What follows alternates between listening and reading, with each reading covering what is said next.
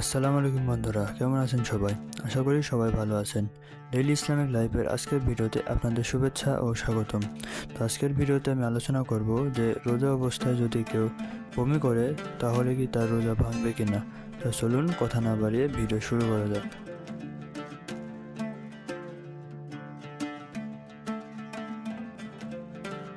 কিছু মানুষের ধারণা রোজা অবস্থায় মুখ ভরে বমি হলে রোজা ভেঙে যাবে এবং তার কাজা করতে হবে। তাদের এই ধারণা ঠিক নয়। অনিচ্ছাকৃতভাবে মুখ ভরে বমি হলেও রোজা ভাঙবে না, কাজা আদায় করতে হবে না। তবে হ্যাঁ, কেউ যদি রোজা অবস্থায় ইচ্ছাকৃত মুখ ভরে বমি করে তার রোজা ভেঙে যাবে এবং কাজা আদায় করতে হবে।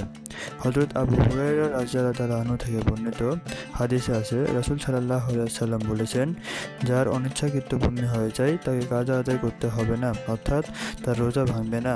আর যে ব্যক্তি ইচ্ছাকৃত বমি করে সে যেন কাজা আদায় করে, অর্থাৎ তার রোজা ভেঙে যাবে। তিরমিজি হাদিস 720, ইবনে মাজাহ হাদিস 1676।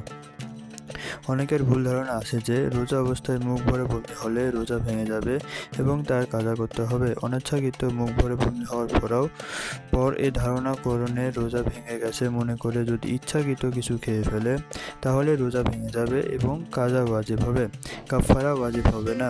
আর ইচ্ছা করে বমি করলে রোজা ভাঙে যাবে। বমি মুখে চলে আসার পর ইচ্ছাকৃত গিলে ফেললে রোজা ভেঙে যাবে, শুধু কাজা করতে হবে। তো আজকের ভিডিও এই পর্যন্তই। যদি আমার ভিডিওটি ভালো লেগে থাকে তাহলে আমার চ্যানেলটি সাবস্ক্রাইব করে দেবেন এবং পাশে থাকা বেল আইকনটি প্রেস করে দেবেন, যাতে করে আমার নতুন নতুন ভিডিও আপনাদের কাছে পৌঁছে যায়।